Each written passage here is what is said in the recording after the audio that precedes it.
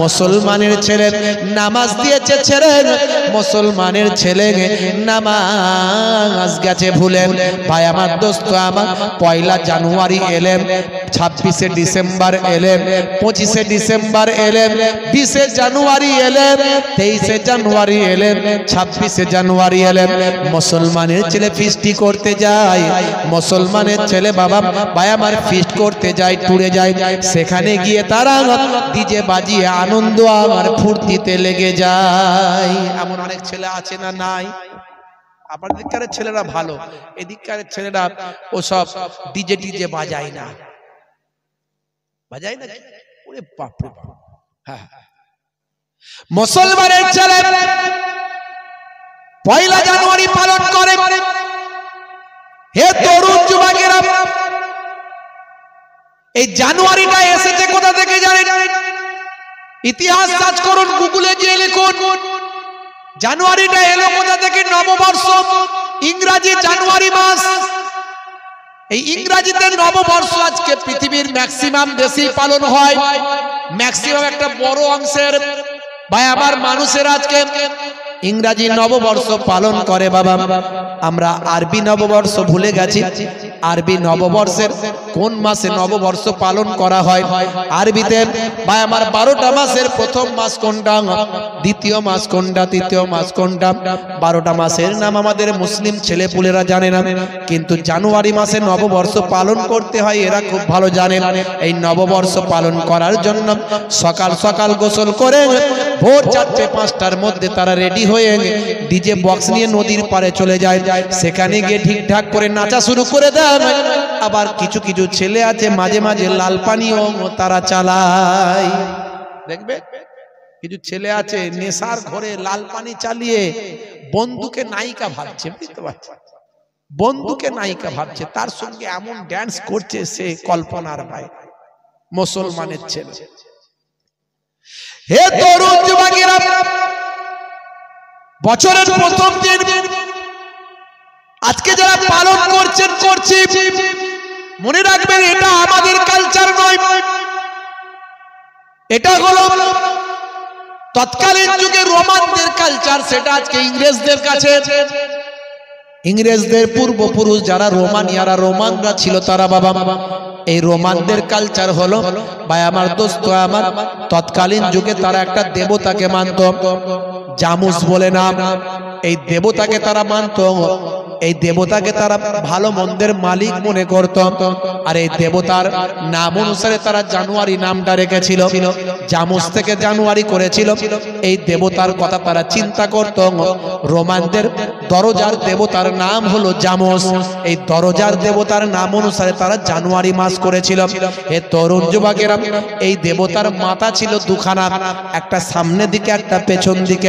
এই সামনের দিকের মাথার কাছে এসে তারা প্রার্থনা করে বলতো, হে আমাদের জামুস দেবতা, এই আগামী একটা বছর যা কিছু ভালো হবে সব তোমার জন্য হবে, তাই তোমার কাছে আমাদের প্রার্থনা আগামী একটা বছর যেন আমাদের সব ভালো ওর মধ্যে দিয়ে কাটে। আবার পেছনের মাথার দিকে, ওদিকেও মুখ ছিল ওই দুমুখো মাথা। হে তরুণ যুবকেরা, পেছনের মাথার দিকে এসে বলেন, হে আমাদের জামুস দেবতা, এটা হলো তোমার পূর্বের ঘটনা। এই পূর্বের একটা বছর যা ঘটেছে, যা কিছু ঘটেছে তোমার জন্য ঘটেছে, ভালো হোক আর মন্দ হোক, যা কিছু ঘটিয়েছো তুমি ঘটিয়েছো। এই বলে জামুসের কাছে তারা প্রার্থনা করে। এটা করতো রোমানরা। হে তরুণ যুবকেরা, সেই রোমানদের দেবতার নাম হলো জামুস।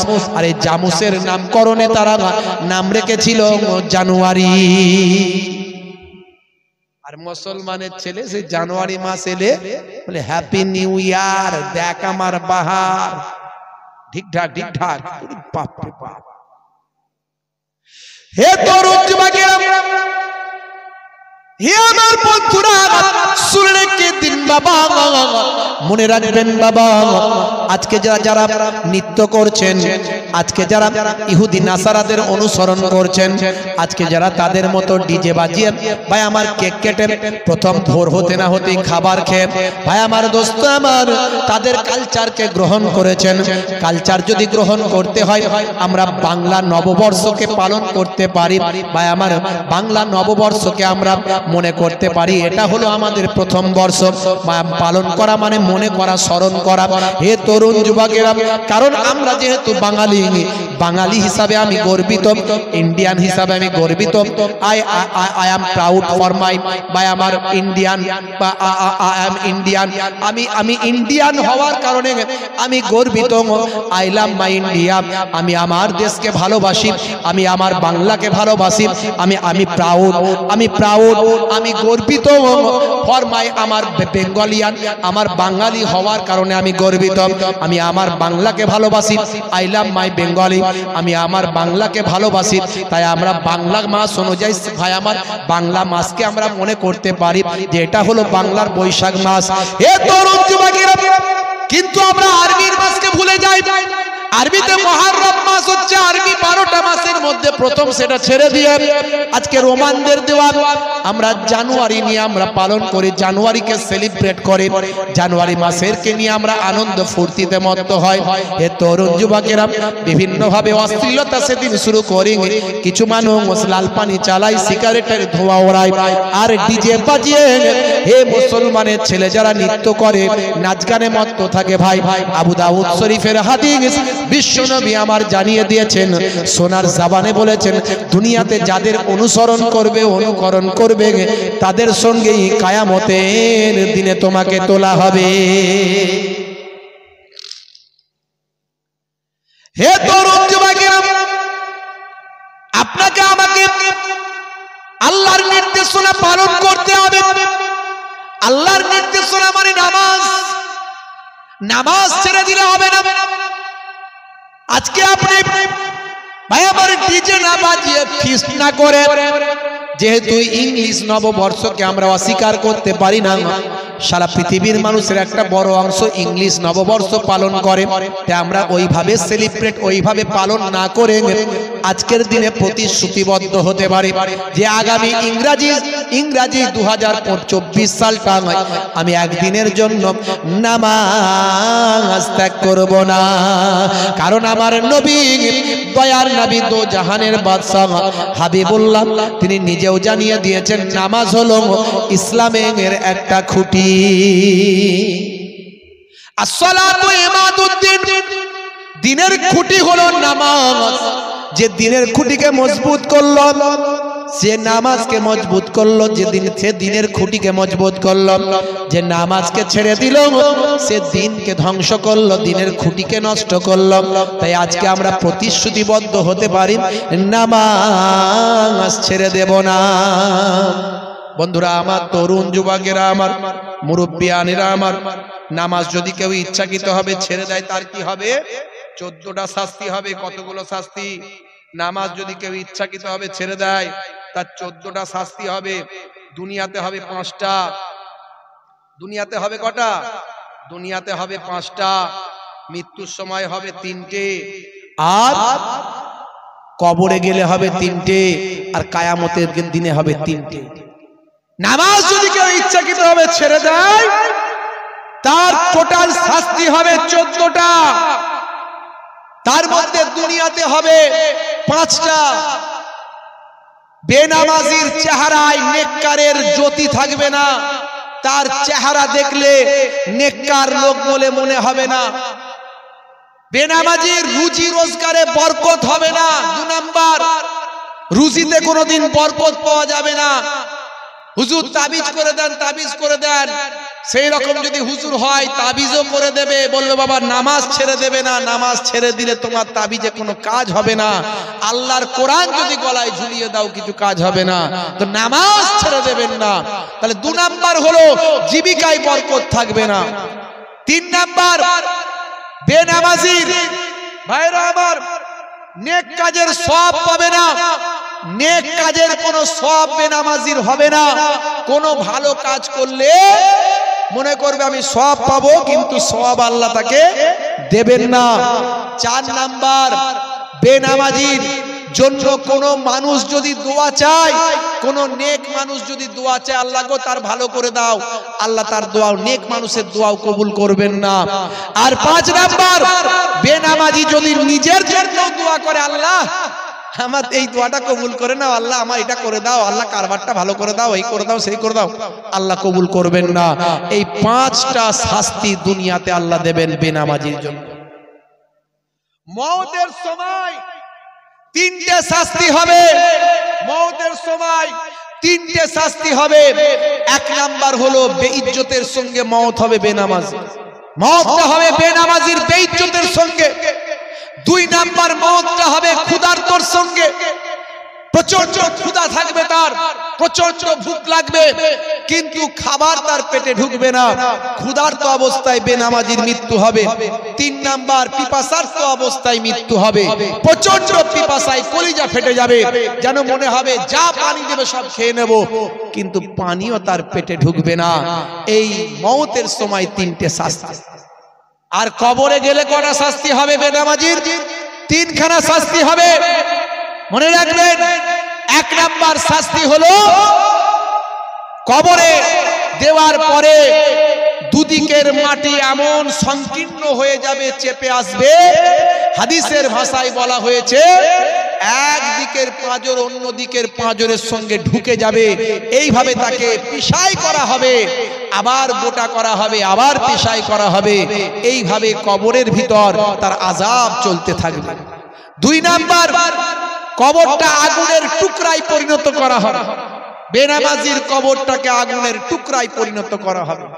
আর 3 নাম্বার, বেনামাজির কবরে একটা মারাত্মক ভয়ঙ্কর বিষধর সর্পকে নিযুক্ত করা হবে, তার নাম হলো সুজা আকরা। এই সুজা আকরা নামক ভাই আমার ভয়ঙ্কর সাপ তাকে দংশন করতে থাকবে।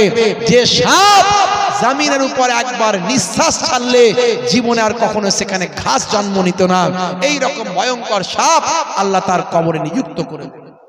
বেনামাজি শাস্তি কবরে। আর কিয়ামতের দিনে 3টে শাস্তি আল্লাহ তার জন্য দিয়েছেন, মনে রাখবেন। তরুণ যুবকেরা আমার, মুরব্বিয়ারেরা আমার, তার প্রথম শাস্তি, তাকে আমার আল্লাহ কিয়ামতের দিনে তার হিসাবটা হবে অত্যন্ত কঠিন হিসাব হবে, অত্যন্ত কঠিন ভাবে হিসাব নেওয়া হবে। আর 2 নাম্বার হলো আমার আল্লাহ তার উপর নারাজ থাকবেন, অসন্তুষ্ট থাকবেন, আল্লাহ তাআলা তার উপর রাগান্বিত অবস্থায় থাকবেন। 3 নাম্বার হলো ভয়ঙ্কর ভাবে তাকে জাহান্নামের আগুনে নিক্ষেপ করা হবে। তাই আমার ভাইদেরকে অনুরোধ করব, বাপজি আমার, নামাজ ছেড়ে দেবেন না বাপ, নামাজটা পড়ুন। এই জন্য আমার আল্লাহ কোরআন মাজিদে জানিয়ে দিয়েছেন, ইন্নাস সালাতা তানহা আনিল ফাহশাই ওয়াল মুনকার, নিশ্চয় নামাজ তোমাকে অশ্লীলতা ও অন্যায় থেকে দূরে সরিয়ে দেবে। জোরে বলুন সুবহানাল্লাহ। আপনি নামাজি হলে মাতাল হতে পারবেন না, নামাজি হলে জেনা ব্যভিচারে লিপ্ত হতে পারবেন না, নামাজি হলে অশ্লীলতা অন্যায় কাজে যেতে পারবেন না। আপনি নামাজি হয়ে গেলে আপনার জবান থেকে খারাপ কথা বলতে গেলে আপনার বুকে বাঁধবে যে আমি নামাজি, এমন কথা বলবো কি করে। তাই নামাজ ছেড়ে দেবেন না। কাজকে বলুন হে কাজ আমার নামাজ আছে, নামাজকে বলবেন না হে নামাজ আমার কাজ আছে। নামাজের ওয়াক্তটা হবে যখনই, মসজিদে চলে যাও তুমি তখনই। ছাড়ো এবার, ছাড়ো ছাড়ো এবার, ছাড়ো এবার, ছাড়ো এই কাজ তোমারই। নামাজের ওয়াক্তটা হবে যখনই, মসজিদে চলে যাও তুমি তখনই। তোমার বাঁচার তোমার মরা লেখেন মোর প্রভু আমারই। নামাজের ওয়াক্তটা হবে যখনই, মসজিদে চলে যাও তুমি তখনই। বলুন না ইনশাআল্লাহ, বলুন ইনশাআল্লাহ। ফজরের সময় ঘুমিয়ে থাকি, জোহরে কি দেব কাজে ফাঁকি। রাখো এসব, রাখো রাখো এসব, রাখো এসব, রাখো কথা তোমারই। আসর আর মাগরিব হেলা করি, দোকানার আড্ডায় সময়টা দিই। মরলে তোমাকে যেতে হবে মাটির নিচে ঘর তোমারই। নামাজের ওয়াক্তটা হবে যখনই, মসজিদে চলে যাও তুমি তখনই। বলুন না ইনশাআল্লাহ, বলুন ইনশাআল্লাহ। এশার সময় ঘুমিয়ে পড়ি, শরীরটা ক্লান্ত মেলিয়ে দিন। না না এসব বলো না, এসব বলো না, এসব বলো না বান্দা তুমি। রুটি রুজি দিচ্ছে যিনি, জীবন মরণের মালিক তিনি। জোরে হবে না? রুজি রুটি দেওয়ার মালিক কে? জোরে বলেন কে? আর জীবন মরণ নেওয়ার মালিক কে? আল্লাহ। আপনি কারবার করেছেন, বলছেন ওরে বাবু আমি নামাজ পড়তে গেলে আমার দোকানটা কে দেখবে রে বল, হ্যাঁ আমার দোকানটা কে দেখবে? আচ্ছা বলুন তো, খদ্দেরের মনে যদি আপনার দোকানের প্রতি ভালোবাসা আল্লাহ তুলে নেয়, খদ্দের আপনার দোকান পর্যন্ত এসে বলবেন না এই দোকানটায় যাবো না, আর একটা দোকান হচ্ছে ওখানে যাই। এই যে খদ্দেরের মনে ভালোবাসা তৈরি করার মালিকটা কে? আল্লাহ। আপনি কারবার করেছেন, কারবার যদি না চলে এই চালানোর মালিক হলেন আল্লাহ। মানুষের হৃদয়ে ভালোবাসা দেনেওয়ালা আল্লাহ। আপনার দোকানে মানুষকে আননেওয়ালা লানেওয়ালা আল্লাহ। আপনি কারবার ভাই আমার ব্যবসাটা, ভাই আমার চাষটা করেছেন, সবজি তৈরি করেছেন, চাষের সবজিতে ঠিকঠাক ভাবে চাষটা ফসলটা ফলিয়ে দেওয়ার মালিক আল্লাহ। যদি ফসল না ফলে, যদি পোকা লেগে যায়, অনাবৃষ্টি অতিবৃষ্টি হয়, তাহলে আপনার মেহনত কোনো কাজে লাগবে না। তাই ফসল ফলাবেন বটে, কিন্তু স্মরণ করবেন আল্লাহকে। দোকান করবেন বটে, স্মরণ করবেন আল্লাহকে। যা কিছু করবেন সব কিছুর মধ্যে দিয়ে আল্লাহকে স্মরণ করবেন। আমার আল্লাহ বলছেন যে হে দুনিয়ার মানুষ, তোমরা আমার জিকির করো, জিকরান কাসীরা, তোমরা অধিক পরিমাণে আল্লাহকে স্মরণ করো। আল্লাহকে স্মরণ যদি করতে পারো, আমার রাসূলে পাক জানিয়ে দিচ্ছেন ফায়জা খালাউতা ফাহাররিক লিসানিকা মাসতাতাআত বিযিকরিল্লাহ। তুমি যখন একাকী থাকবে তোমার লিসানটা আল্লাহর জিকিরে লাগিয়ে রাখবে। রাসূল বলছেন খায়রাদ দুনিয়া ওয়াল আখিরা। আমি রাসূলুল্লাহ বলছি আল্লাহ তোমার দুনিয়াতেও ভালো করবেন, আখিরাতেও ভালো করে দেবে। বাপজি আমার, তরুণ যুবকেরা আমার, জীবন মরণের মালিক হলেন আমার আল্লাহ। সে আল্লাহ বলছেন বান্দা তোরা আমার হুকুম মান। আমার হুকুমের মধ্যে সবচেয়ে বড় হুকুম হলো নামাজ। হে তরুণ যুবকেরা, ডিটেইলস আমি বেশি বেশি করে বলতে পারবো না। নামাজের কথা একটু বললাম, রোজার কথা আমি আর বলছি না। রোজা, হজ, যাকাত, কালেমা আমার আল্লাহর আদেশ আর নিষেধ। তা'মুরুনা বিল মারুফ ওয়া তানহাউনা আনিল মুনকার, ভালো কাজের আদেশ, খারাপ কাজের নিষেধ। ফামাইয়া আমাল মিসকালা যাররাতিন খায়রান ইয়ারা ওয়া মাইয়া আমাল মিসকালা যাররাতিন শাররান ইয়ারা। ভাই আমার জাররা জাররা পরিমাণ যদি ভালো করেন, তার বিচার, তার পুরস্কার আমার আল্লাহ দেবেন। আর জাররা জাররা পরিমাণ যদি মন্দ কাজ, খারাপ কাজ করেন, তারও বিচার, তারও পুরস্কার আমার আল্লাহ দেবেন। তারও পানিশমেন্ট, তারও সাজা আমার আল্লাহ দেবেন। এটা আপনাকে মাথায় নিয়ে চলতে হবে। তাহলে আল্লাহর প্রতি বিশ্বাস, আল্লাহর প্রতি ঈমানটা ঠিক থাকবে। যেমন মুখে আল্লাহর প্রতি বিশ্বাস রাখবেন, অন্তরে রাখবেন, আর কার্যে পরিণত করবেন আল্লাহর নির্দেশনাগুলোকে মান্য করার মধ্যে দিয়ে। হে তরুণ যুবকেরা, হে আমার বন্ধুরা, এবার নবীর নির্দেশ, নবীর সুন্নত, নবীর ভালোবাসা, নবীর মহাব্বত, নবীর নির্দেশগুলোকে মানবেন, নবীকে মহাব্বত করবেন, রাসূলকে, দয়ার নবীকে ভালোবাসবেন।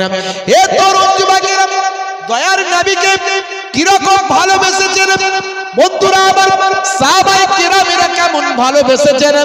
হে তরুণ যুবকেরা, নবীর সুন্নতকে কেমন সাহাবারা ভালোবেসেছেন, নবীর সুন্নতকে কেমন করে আল্লাহর ওলি বান্দারা ভালোবেসেছেন।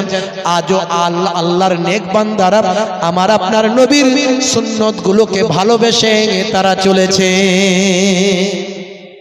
জোরে হবে না বন্ধুরা আমার, তরুণ যুবকেরা আমার, বিশ্বনবী আমার বলছেন যে আমার সুন্নতকে ভালোবাসলো সে আমি নবীকে ভালোবাসলো, যে আমি নবীকে ভালোবাসলে আমার সঙ্গে জান্নাতি হলো।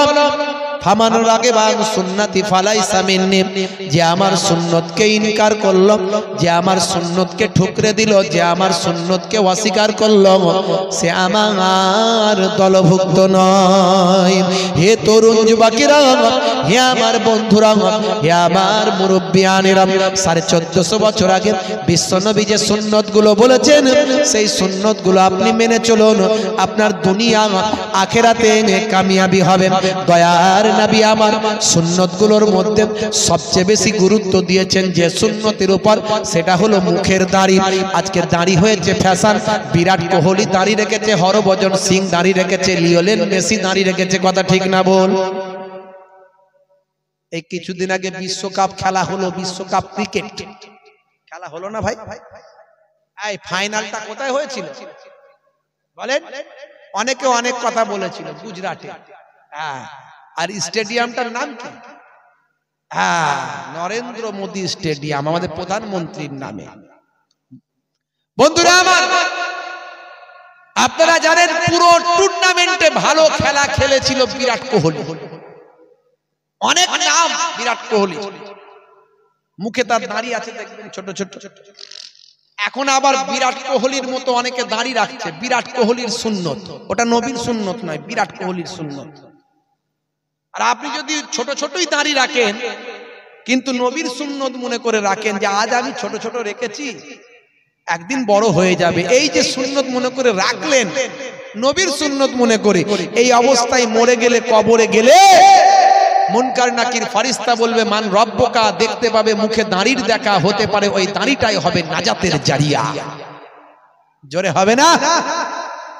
দাড়ি রাখতে লজ্জা পায় মুসলমানের ছেলে। বিরাট কোহলির মুখে দাড়ি আছে দেখে, হরভজন সিং, লিওনেল মেসি থেকে শুরু করে, হাসিম আমলা থেকে শুরু করে অনেক বড় বড় খেলোয়াড় প্লেয়ারদের মুখে দাড়ি আছে। এই বিরাট কোহলি টোটাল টুর্নামেন্টটাই ভালো খেলেছিল, কিন্তু ফাইনালে গিয়ে দুর্ভাগ্যবশত হেরে গিয়েছিল। হার জিতের খেলা তো হার জিতের, আপনারা দেখেছেন। বন্ধুরা আমার, তরুণ যুবকেরা আমার, এই খেলায় হার জিত নিয়ে অনেকে অনেক কথা বলেছে। কে মাঠের দোষ দিচ্ছে, কে জায়গার দোষ দিচ্ছে, কে অমুকের দোষ দিচ্ছে, কে তমুকের কথা বলছে, কে কোন খেলোয়াড়ের কথা বলছে। ভাই, খেলায় হার জিত থাকবে। আমার দেশের প্লেয়াররা আমাদের গর্ব, আমার দেশের প্লেয়াররা আমার দেশের সম্মান।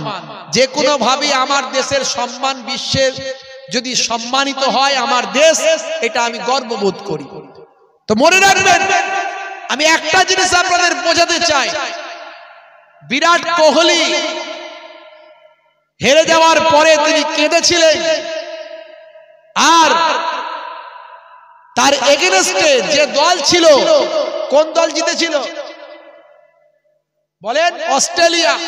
সে অস্ট্রেলিয়ার ক্যাপ্টেনের নাম কি? গ্রেট ম্যাক্সওয়েল, তাই তো নাকি? ঠিক বললাম? আচ্ছা, ব্যাট কামিংস। আচ্ছা, ও যে দলে এসে, আচ্ছা যাই হোক, আপনারা ঠিক বলছেন, হয়তো আমি ভুল বলছি কিনা জানি না।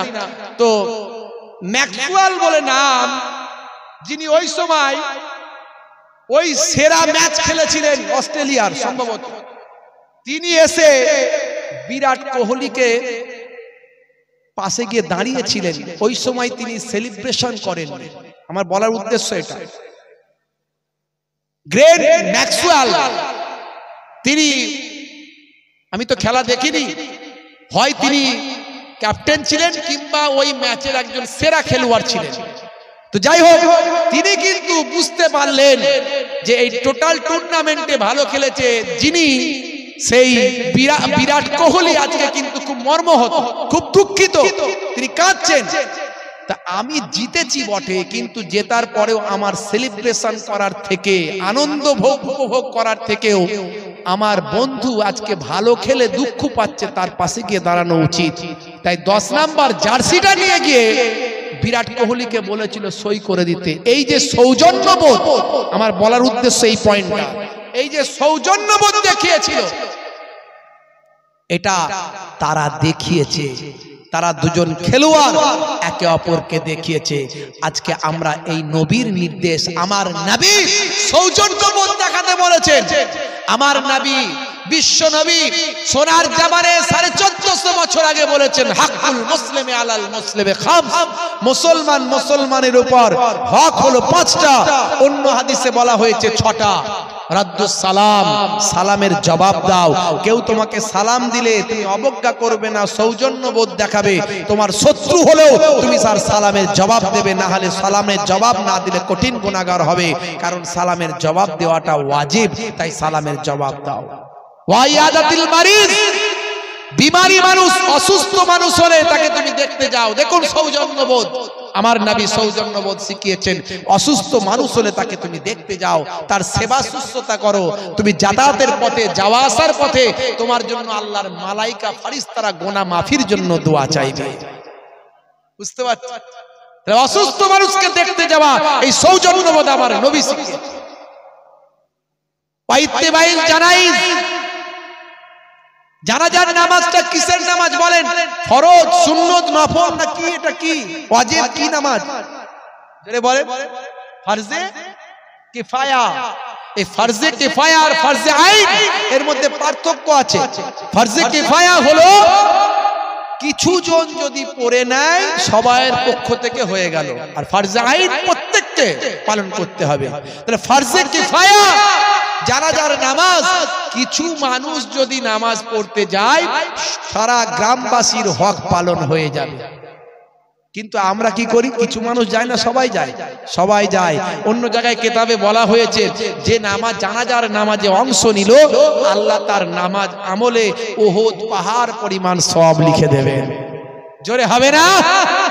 ভাইরা আমার, ওয়াজ জীবনে অনেক শুনেছেন, শুনবেন। আমি যে কথাগুলো বলছি একটু মাথায় রাখবেন। আমার নবী বলেছেন, বাবা বেশি ওয়াজ শুনতে হবে না, তাদারিসুল ইলম, ইলমের দার্স নাও। ফিল লাইলে, রাতের বেলা সাআতান, 1 ঘন্টা। 1 ঘন্টা যদি তুমি সঠিক সত্য ঠিকঠাক যদি তালিম নাও, খায়রাত দুনিয়া ওয়াল আখিরা, আমার আল্লাহ তোমার, ভাই আমার, খায়রুম মিন আহিয়াইহা, সারা জীবন নফল ইবাদতের থেকে ভালো। জোরে বলুন সুবহানাল্লাহ। বন্ধুরা আমার, তাহলে জানাজার নামাজে আপনি অংশ নিলেন, এটা হলো সৌজন্য দেখানো। আমরা ফরজে কিফায়ার নামাজে সবাই যাই, কারণ আমরা উহুদ পাহাড় পরিমাণ সওয়াব নিজেদের নামাজ আমলের পেতে চাই, এবং সৌজন্যবোধ দেখাই যে জানাজার নামাজটায় হাজির সবাই হতে হবে। এই যে সৌজন্যবোধ আমার নবী শিখিয়েছেন, এরকম অসংখ্য আমি বলতে পারি, বেশি কথাই যাব না। হে তরুণ যুবকেরা, 1450 বছর আগে বিশ্বনবী আপনাকে আমাকে যা শিখিয়েছেন, সবের মধ্যে বিজ্ঞান আর বাস্তবতা আছে, সবের মধ্যে আন্তরিকতা আছে, মহাব্বত আছে, প্রেম আছে, ভালোবাসা আছে। হে তরুণ যুবকেরা, হে আমার মুরব্বিয়ানেরা, শুনে রেখে দিন বাবা, জেনে রেখে দিন বাবা। 1450 বছর আগে বিশ্বনবী আমার বললেন, ইউহিব্বুল হালওয়া ওয়াল আসাল, ভাই আমার মিষ্টি খাওয়া এবং মধুপান করা আমার নবী পছন্দ করতেন। নবী আমার ভালোবাসতেন মিষ্টি খাওয়া, নবী আমার মধু খাওয়া পছন্দ করতেন, ভালোবাসতেন। আমি কত কথা বলবো, বেশি কথা বলবো না। যেগুলো নবী আমার করেছেন বা করতে বলেছেন, সবের মধ্যে বিজ্ঞান আর বাস্তবতা আছে। হে তরুণ যুবকেরা, 1450 বছর আগে গবেষকরা গবেষণা করছেন, গবেষণা করে তারা বলছেন, ভাই আমার কার্ডিও ভাস্কুলার নামে আমাদের শরীরে একটা কার্ডিও রোগ হয়, মারাত্মক হার্টের একটা সমস্যা হয়। যদি নিয়মিত যদি খাওয়া দাওয়ার পরে, ভাই আমার এক পাতে যদি একটু মিষ্টি রাখা হয়, একটু যদি মিষ্টি খাওয়া দাওয়ার পরে খাওয়া হয়, তাহলে আমাদের হজম শক্তি ভালো হবে এবং মারাত্মক কার্ডিও ভাস্কুলার এরকম ভয়ঙ্কর রোগ থেকে শরীর আমাদের রক্ষা পেতে পারে।